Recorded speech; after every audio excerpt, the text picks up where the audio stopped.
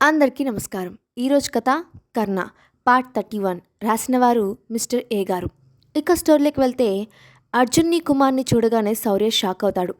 తర్వాత వెళ్ళి వాళ్ళని కౌగిలించుకున్నాడు. ఈసారి అర్జున్ కుమార్ షాక్ అయ్యారు.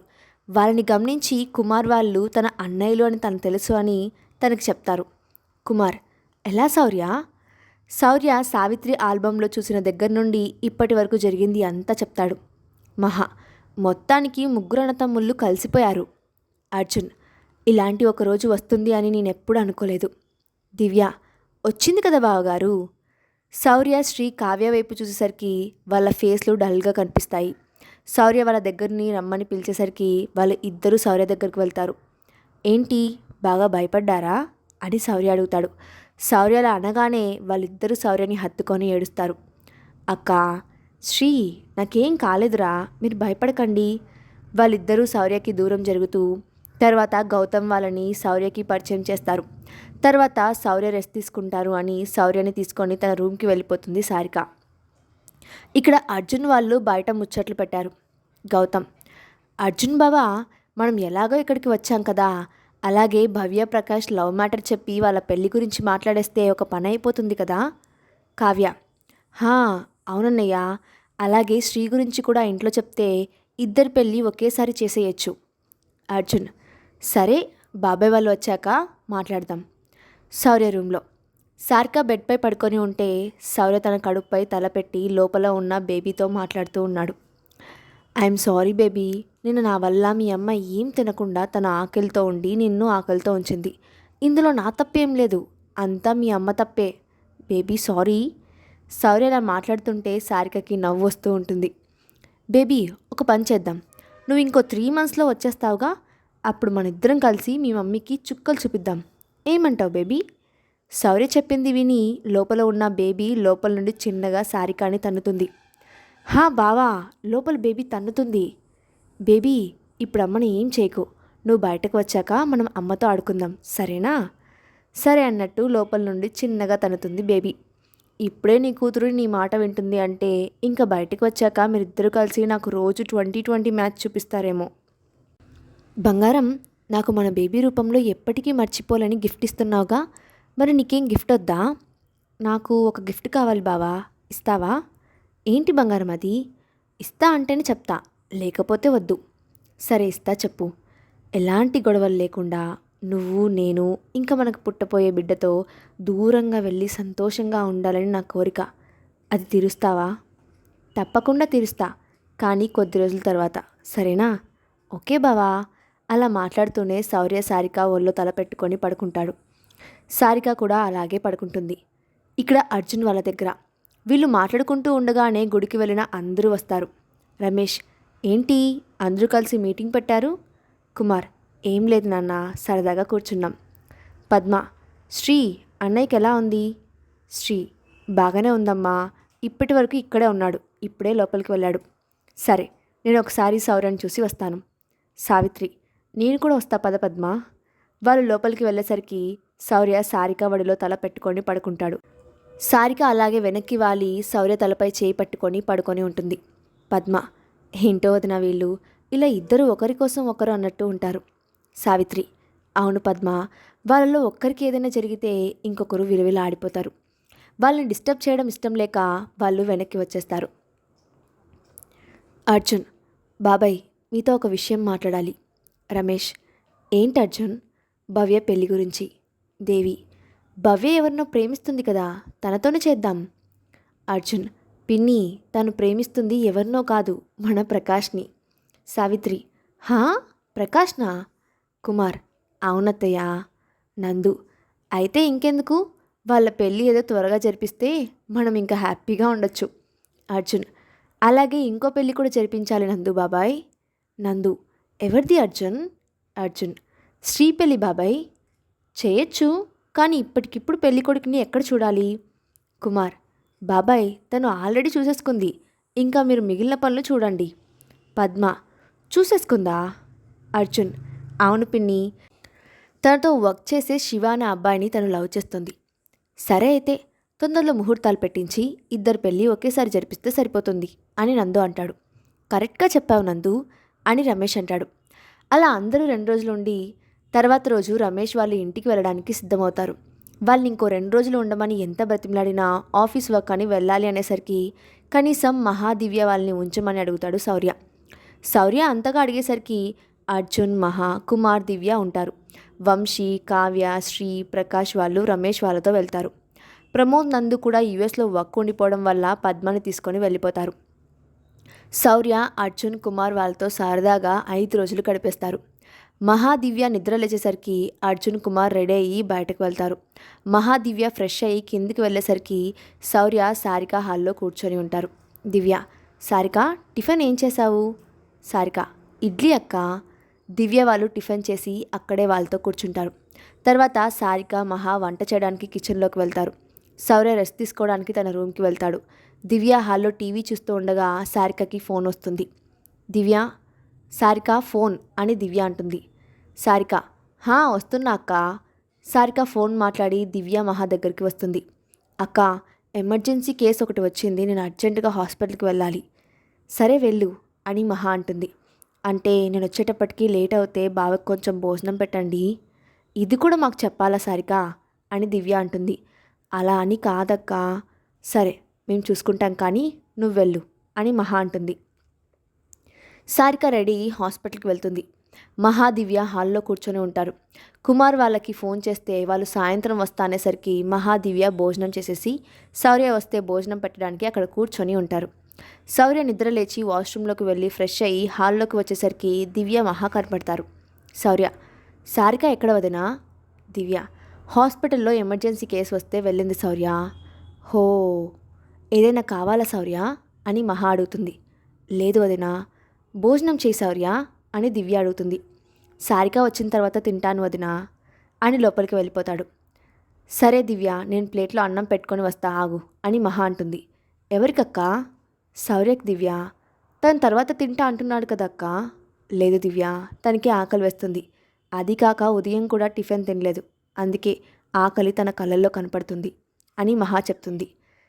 అరే, మనకు చెప్తే మనం పెట్టేవాళ్ళం కదా, దానికి సారిక వచ్చే వరకు ఆగడం ఎందుకు అని దివ్య అడుగుతుంది. ఒసే, నువ్వు సిబిఐ ఆఫీసర్ ఎలా అయ్యావే అని మహా అంటుంది. ఏమైందక్క అలా అంటున్నావు? లేకపోతే శౌర్య కుడి చేతి వేళ్ళకి కట్టు ఉంది కదా, అలాంటప్పుడు తను ఎలా తింటాడు? సారిక ఉంటే తను తినిపించేది, అందుకు మనల్ని అడగలేక పాపం అలాగే వెళ్ళిపోయాడు. సరే నువ్వు భోజనం తీసుకొని రా అక్క. మహాదివ్య భోజనం తీసుకొని శౌర్య రూమ్కి వెళ్తారు. ఏంటి వదిన ఇలా వచ్చారు అని శౌర్య అడుగుతాడు. భోజనం చేయి శౌర్య అని మహా అంటుంది. సారిక వచ్చిన తర్వాత తింటా వదినా. శౌర్య, నువ్వు ఎందుకు వద్దు అంటున్నావు మాకు తెలుసు, నీకు అక్క భోజనం తినిపిస్తుంది అని దివ్య చెప్తుంది. అది వదినా. శౌర్య, నువ్వు కుమార్ నాకు కొడుకుతో సమానం అని నేను అనుకుంటున్నా, నువ్వు నన్ను మీ అమ్మలా అనుకుంటే ఇంకేం మాట్లాడకుండా భోజనం చేయి అని మహా చెప్తుంది. మహా అలా అనేసరికి శౌర్య ఇంకేం మాట్లాడకుండా తినేస్తాడు. మహా ప్లేట్ పెట్టడానికి కిచెన్లోకి వెళ్తుంది. దివ్య శౌర్య వేసుకోవాల్సిన టాబ్లెట్స్ తనకి దగ్గరుండి వేసి శౌర్య పక్కన కూర్చుంటుంది. మహా కూడా అక్కడే కూర్చొని వాళ్ళతో మాట్లాడుతూ ఉంటుంది. అలా 1 మంత్ గడిచిపోయింది. ఇప్పుడు సారికకి 6 months. ప్రమోద్ వాళ్ళు కూడా బిజినెస్లు యూఎస్లో ఉన్న వాళ్ళ ఫ్రెండ్స్ని చూసుకోమని వాళ్ళు కూడా అక్కడ నుండి వచ్చేస్తారు.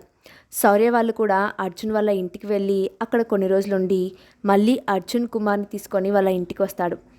భవ్య, ప్రకాష్, శివ, శ్రీ ఎంగేజ్మెంట్ గురించి మాట్లాడడానికి ప్రమోద్, నందు వాళ్ళు రమేష్ వాళ్ళ ఇంటికి వెళ్తాడు. అర్జున్, కుమార్ పని ఉండి బయటకు వెళ్తారు. సారిక హాస్పిటల్కి వెళ్తుంది. ఇంకా శౌర్య, మహా, దివ్యతో కలిసి కబుర్లు చెప్పుకుంటూ ఉంటారు. అటు హాస్పిటల్ నుండి ఇటు బయట నుండి సారిక, అర్జున్ వాళ్ళు ఒకేసారి వస్తారు. వాళ్ళు లోపలికి వెళ్ళగానే హాల్లో సోఫాలో మహా ఒళ్ళో తల పెట్టుకొని దివ్య ఒళ్ళో కాళ్ళు పెట్టుకొని వాళ్ళతో మాట్లాడుతూ శౌర్య కనిపిస్తాడు. కుమార్, మనం బయట నుండి కష్టపడి వస్తున్నా మనల్ని పట్టించుకోవడం లేదు, కానీ ఈయన గారి ఇంట్లో ఏం చేయకుండా ఉన్నా సేవలు చేస్తున్నారు. కుమార్ మాటలకి అర్జున్ చిన్నగా నవ్వుతాడు. సారిక, కుమార్ బావా, శౌర్య బావ సేవలు చేయించుకోవాలి అంటే రాసిపెట్టి ఉండాలి. అది నిజమేలే. దివ్య, కొంచెం కాఫీ పట్టుకొనిరా. ఇప్పటి వరకు మమ్మల్ని ఏదో అన్నావుగా, నేను తీసుకురాను అని దివ్య అంటుంది. అబ్బా వదినా, కనీసం నువ్వన్నా తీసుకురా. అక్క, నువ్వు తెస్తే బాగోచ్చు చెప్తున్నా. శౌర్య, అవును వదినా, నువ్వు తీసుకురాకు, అప్పుడే వాళ్ళకి మీ విలువ తెలుస్తుంది. అబ్బో, వాళ్ళు ఏమైనా గోల్డ్ కాయిన్సా లేక డైమండ్సా వాళ్ళ విలువ తెలియడానికి అని కుమార్ అంటాడు. శౌర్య, చూసారా వదినా, చిన్నన్నయ్య మిమ్మల్ని ఏమంటున్నాడో. మహా, పోనీలే అని కాఫీ తీసుకొని వద్దామనుకున్నా, కానీ ఇప్పుడు అస్సలు తీసుకురాను కుమార్. కుమార్, వదినా, వాడొక్కడే నీకు మరిది కాదు, నేను కూడా మరిదినే. ప్లీజ్ వదినా, తల పగిలిపోయేలా ఉంది, ఒక్క కాఫీ ప్లీజ్. శౌర్య, రే, నేను మీ ఇద్దరి మీద చిన్నవాడిని కాబట్టి వదిన నా మాటే వింటుంది. అర్జున్, మహా, అయితే కాఫీ తీసుకొని రావా. మహా, రాను బావా. అమ్మ సారిక అని అర్జున్ అడుగుతాడు. చెప్పు పెద్ద బావా అని సారిక అంటుంది. నువ్వు వెళ్ళి కాఫీ తీసుకొని రా. సారిక సరే అని కిచెన్లోకి వెళ్తుంది. రే, చూసావా, మీ వదినలు నీ పక్కన ఉంటే మాకు సారిక ఉంది అని కుమార్ అంటాడు. పోరా అని శౌర్య అంటాడు. సారిక కాఫీ తెచ్చి అందరికీ ఇచ్చి తను కూడా అక్కడ కూర్చొని వాళ్ళతో మాట్లాడుతూ ఉంటుంది. మళ్ళీ కుమార్ శౌర్య పోట్లాడుకోవడం మొదలు పెడతారు. వాళ్ళని చూసి అర్జున్ వాళ్ళు నవ్వుకుంటూ ఉండగా అర్జున్కి కాల్ వస్తుంది. కాల్ లిఫ్ట్ చేయగానే అనుకోకుండా స్పీకర్ ఆన్ అవుతుంది. అర్జున్, హలో. అవతల వ్యక్తి, హలో అర్జున్, ఎలా ఉన్నారు. మేం బాగానే ఉన్నాం, కానీ మీరెవరు. అదేంటి అర్జున్, నన్ను గుర్తుపట్టలేదా. అసలే మనది రక్త సంబంధం. కిరణ్ బాబాయ్.